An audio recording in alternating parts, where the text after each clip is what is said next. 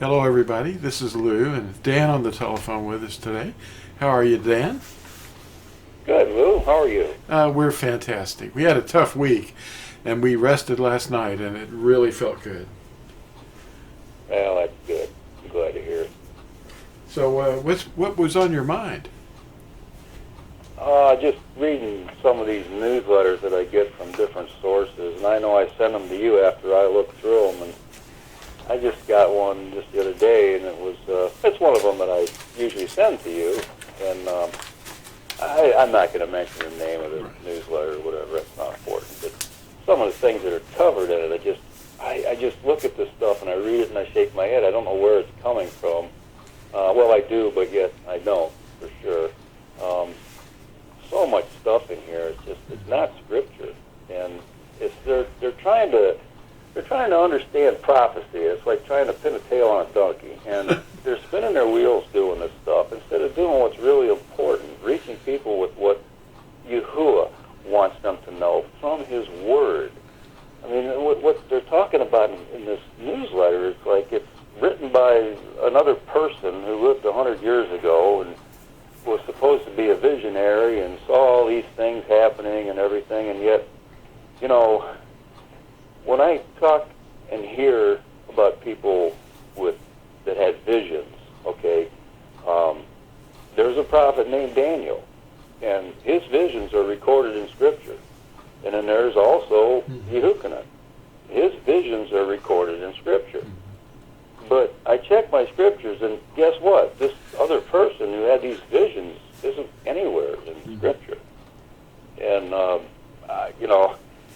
how do you know what this person's saying is true and holds water? And it's like they're teaching this stuff like it is absolute truth. Yes, It's going to happen, whatever. You know what that reminds me of is the letter to 1 Corinthians. Paul was really giving them reading them the riot act, as we would say, because they were saying there were all these divisions, and the dividing up of the body in Corinth was concerning Paul, because they were saying, hey, I follow the teachings of this other fellow and this other, and they were supposed to be mentioning Yahusha mostly, but they didn't talk about Yahusha. They talked about, I'm following this guy and this other guy. If you read 1 Corinthians. Right. And that's what you're talking about, is this problem people have with either people that are alive now that are interpreting Scripture for people and they're following them, or they're not talking about Yahusha. The message, he died for you, he was raised from the dead, and now he's in you, and they are not concerned with that anymore. They've lost touch. Mm-hmm. Yeah. Well, one of the things I saw here was just speaking about the people in the last days here, about the remnant people, okay, and what they have written here is the decree that will finally go forth against the remnant people of, they say God, will be very similar to that issued by Ahasuerus against the Jews. Today the enemies of the true circus see in the little company keeping the Sabbath commandment a Mordecai at the gate. The reverence of God's people for His law is a constant rebuke to those who have cast off the fear of the Lord and are trampling on His Sabbath. Now, this is written by this person 100 and some years ago, okay, but I just got a little comment in here. By the way, there's not a Christian out there that keeps the Sabbath, because I don't know of any denominational group out there that actually keeps the Sabbath according to the way Torah says, to stay in your place on that day. And also the Sabbath not only being the weekly Sabbath, but also the 7 high Sabbaths of the year, also known as the appointed times. They deny this stuff. Yeah. And they're not keeping the commandments. They're denying His name. So, how can they say that this is, I just don't understand this. They're going to be in for a real surprise when things really come on the scene. That I don't know. It's going to be in that company. You know, Master, Master, didn't we prophesy in your name and do all these things in your name and all that? And, Yeah. I mean, I feel bad for these people that are buying this stuff. You know, I just how do you get to them? Well, one of the things that happened to me that I got in the mail was this new, they call it the BIBLICAL Archaeology Review. And it's a magazine. I really like the magazine. This is a picture of the new cover. I'm going to hold it up for them, and you can see the name of the thing. But this, on the cover, they've got this sepulcher where they assume that Yahusha was entombed. But of course the tomb is not there. It's just this big giant crowd holding candles. And this is an enormous thing. It looks like forgive me for saying this, a Shiva Lingam. There's this big pillar rising up out of this little pit, and there's this big, I don't know, it's just, and then there's this giant thing up here. It's a circle of, I don't know, arches all the way around it. I'm going to put a picture of what's going on in India, too. And it looks just like one of their deals, you know. Well, you know what I'm talking about, you know. Yeah, I know what you're talking about. Yeah, we want to make this family friendly, but you know that that's not good. And we know what it really is and what it represents, but try to make it family friendly for the people that are listening out there. Sure. They can look it up. Shiva Lingam. Yeah, we'll put that word up here. That you just Google it. But you're absolutely right. People are not concerned, and the followers, the Natsarim, the first Natsarim, were doing the right thing, and the last Natsarim are on the planet. We're here with a mission, and they're not. All of them are not getting it. You know, it's like you're in Corinth. The First Corinthians. The chapter that is really concerning to Paul is the first chapter. They're divided. And then chapter 13, he says, this is the goal, love. And they're not loving each other because they're all divided. You're not looking at the scriptures right, or somebody else is interpreting something wrong. And you're supposed to be looking at the moon or the calendar. The calendar isn't saving anybody, you know? Well, and another thing about the calendar is they're using, you know, if they're going to use a calendar, you know, use the right calendar. Let's not use the Roman pagan calendar, which has no significance whatsoever. It's written. Yahuwah's plan. It's written right in their book. Yahusha said, you know that summer is near when you see the buds. He didn't mention, look at the moon, count the moons, or whatever. He is saying, look at the buds. Now, and then there's the people that think that we're on a giant pancake and closed in a fishbowl. That's another problem, because right now, spring is coming in the northern hemisphere, as we call it. But down there in the southern hemisphere, the leaves are falling. Now, well, Yahusha's addressing in his word the people that live around the northern area where Israel is, you know, the land of Yisrael and Jerusalem and all.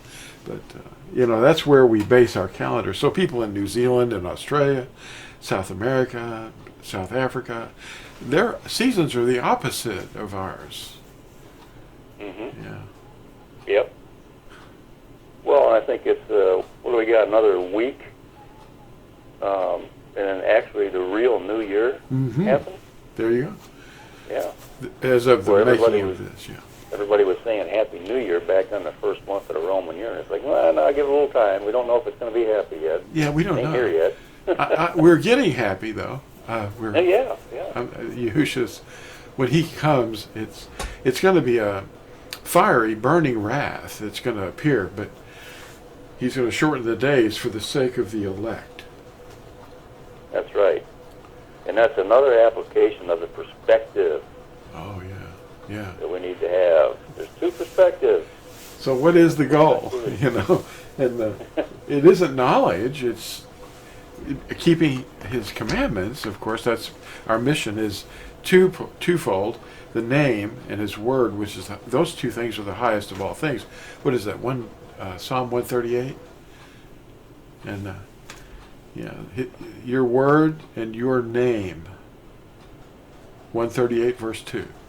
Mm-hmm. Yeah. Yep. And those are the two things that we guard. Uh-huh. Yeah, Matt talked about that.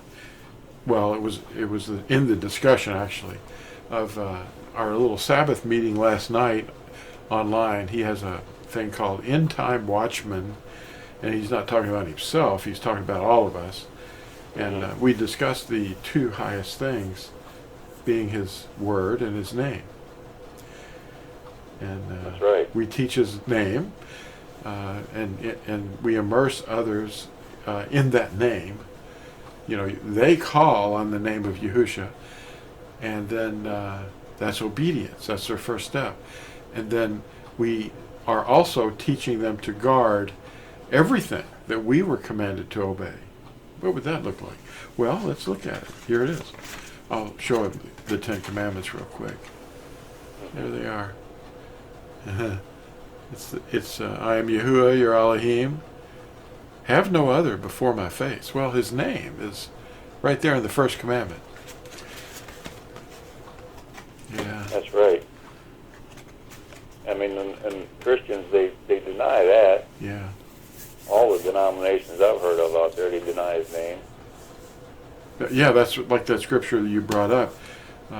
That He will say, I never knew you. You did all these things. Did we not do this and that in your name? And He'll say, I never knew you. Because they weren't following His commandments. They were following human traditions. The leaven, yeah. Well, and Yahusha had that with the teachers of the time when He walked on the earth here. He says, well do you defend the commandments of men, and you walk all over my commandments. I'm paraphrasing, of course. The human mind is so easily deceived.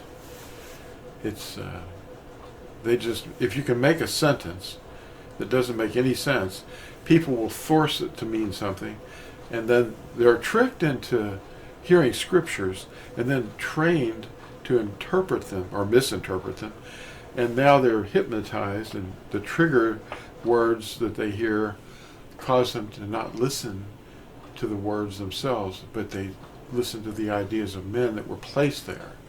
So everything's like unreal to them, And when the truth comes along, they don't understand it. It sounds ridiculous. Well, yeah, and it's foreign to them. They can't figure it out. No. Yeah. It's a riddle. There was another riddle that popped in my head that was in a scripture. It'll come to me in a moment, I guess. Not the one in Revelation about the Sabbath. Oh, you mean the one about the mark of the beast? Yeah, the mark of the beast is involving buying and selling, and you have to know you have to have wisdom, which is Torah. You can't read Proverbs and miss that. You see it. No. Torah is wisdom. It's, in fact, that last article I wrote called "The Tree of Life" explains that the tree of life is Torah. Mm-hmm. Yeah. Yep. But if you have that, the fourth commandment says rest on the seventh yom or day, and then you can interpret or calculate the number of the mark of the beast. The mark is that the beast is ignoring the Sabbath. They're buying and selling, so they don't see it, and that goes for also the 7 other Sabbaths of the annual year, what they call the high Sabbaths. Mm-hmm. Yeah. Well, everybody's being taught in their Christian circles that those were done away with. Yeah. And it's like, no. What was ended, according to Hebrews 8, is the ceremonial laws or instructions that the priesthood had to offer animal blood. It was in a scroll, remember, on the outside of the ark, and that didn't make the ark special. It was the ark that was special because of what was inside of it, written in stone, now written on our hearts, a love for His covenant. Isn't it wonderful to know that? Deuteronomy, what is it? 31. Deuteronomy 31, verse 26. And just compare that to Hebrews 8, verse 13. They always seem to want to bring up Galatians too. Yeah. That's about circumcision. Observing days and times and seasons and. Oh yeah, they think it was the Sabbaths and that Ten Commandments they were falling back into, as if that's a problem. But 2 Peter chapter 2 verse 2 said that the way of truth would be maligned, and they think that Christians are actually trained to believe that the works of the devil are the Ten Commandments. I mean, if you really distilled it down, anybody that was doing that is a legalist. Oh yeah, can't be legal. No, you don't want to be legal. Now, who's teaching? Who's behind all that? The dragon. Yeah. That's right. That's right. Well, here's an interesting question, though, is how can you possibly fall back into something that you never kept to begin with? Right, they were pagans, and Paul was teaching them the Torah and what the way of truth is. That's right. But, people are just in a state of slumber when they go and they sit in their rows and their circuses and they listen to this stuff, and it's like they're hypnotized. There's certain key words that are used to control their thinking, and it's neuro-linguistic programming. I mean, I know what that's about, and I've had it tried on me, too, in the past, and it didn't take a hold. Well, that's what catechetical teaching is all about, too. I came from a Jesuit-trained background where they would program you, and you had to responsitorily reflect everything that they were saying. And that also gave them the ability to detect the outsiders, people that weren't familiar. So they didn't know when to stand at the right time and kneel at the right time and say the right words. So they'd watch them, all the while keeping them drugged on incense. Right. And the interesting parallel to today, what we see going on in society, is the people who won't wear masks. Yeah. You see the same thing. Mm-hmm. They can detect the people that are disobedient to their teachings. Yeah. Yeah, that's right. Yeah, they're probably going to be starting to limit their medical services and other things unless you've been vaccinated or at least tested. That'll be the first step. Yeah, I could. Yeah, shove this thing up your nose to the blood-brain barrier, and then that'll hurt. Yeah, it's getting real. And they have to keep going to them and say, "Well, you haven't been tested for 2 weeks. Let's get in there." Yeah, what? And then, "Oh yeah, you got your shot. Well, that's only good for 5 months. Time for another." And that's how you deliver binary biological weapons. Wow. And then, there's all kinds of problems. Just don't go there. Just stay away from it and say, "Oh yeah, I'm fine. I'm immune to it." Yeah, how do you figure somebody that's immune to something needing a vaccination? I don't get it. It doesn't make any sense at all. Yeah, and you could get reinfected the same afternoon, not have it, and then suddenly you got it. Well, it's something engineered, Oh, you've got some variants now. Oh no, it's even worse. Oh, they're turning it up, they're cranking it up.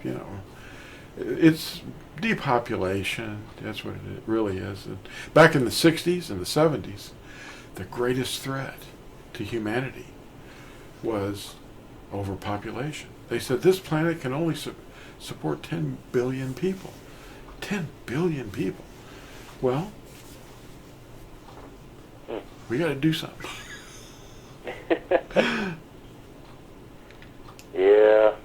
We've been doing something, I'm telling you. Yeah, they have. They've been working feverishly. Yeah. Well, the atomic weapons, or nuclear weapons, I should say, are one factor, but you've also got to realize that the greatest number of people could be destroyed by releasing a parasite of some sort, like a virus, or there was a movie Phyllis and I were looking for, and we were tracking this actor, and we were trying to figure out what the name of the movie was so we could watch it again. And it was about somebody that got up every day, and everybody had to get their dose to keep them from dying by the end of the day. If they didn't get their dose, then they would die. That was what they were told. And this went on for apparently years and years and years, and everybody was conforming to it and being compliant. And he ran out of his dose, and he survived. And he was there. He went day after day after day without a dose. So then he realized that this was all just a joke. It wasn't real. And so that's why the government started looking for him. And the movie is based on that. I think it was made in the early '80s. Okay. But I don't know the name of it. Yeah, I don't think I saw that one. It sounds interesting. I'll tell you what it was. It was. I forgot the actor's name, but the actor was really, really good. The main guy, you know. Mm-hmm. It was, kind of a B-grade movie, I guess, by today's standards. It wasn't like the big production, but it was a movie. It was really very interesting. Mm. Well, anyway, the programming is apparently successful, because from the look of this cover on this magazine, people are just absolutely shoving into this giant place and apparently walking around this object that they believe is the site of Yahusha's tomb.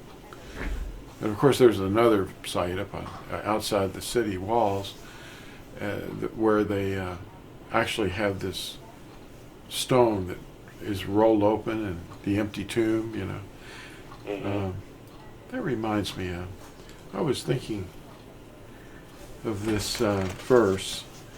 Well, actually, I wanted to read 1 Corinthians 13. Would that be pretty good? Oh, yeah, go Just ahead. Yeah. maybe to put this to rest for the day. Because our goal is really love. That's what the commandments were for. To teach us how to love Yahuwah. How to love your neighbor, 1 Corinthians 13. If I speak with the tongues of men and of messengers, but do not have love, I have become as a sounding brass or a clanging cymbal. And if I have prophecy, and know all secrets and all knowledge, and if I have all belief, so as to move mountains, but do not have love, I am none at all. And if I give out all my possessions to feed the poor, and if I give my body to be burned, but do not have love, I have not profited at all. Love is patient, is kind. Love does not envy. Love does not boast. It's not puffed up. It does not behave indecently. It does not seek its own. Is not provoked. Reckons not the evil. Does not rejoice over the unrighteousness, but rejoices in the truth. It covers all, believes all, expects all, endures all. Love never fails. And whether there be prophecies, they shall be inactive, or tongues, they shall cease, or knowledge, it shall be inactive. For we know in part, and we prophesy in part. But when that which is perfect has come, then that which is in part shall be inactive. When I was a child, I spoke as a child. I thought as a child. I reasoned as a child. But when I became a man, I did away with childish things. For now we see in a mirror dimly, then face to face. Now I know in part, but then I shall know, as I also have been known. And now belief, expectation, and love remain, these three. But the greatest of these is love.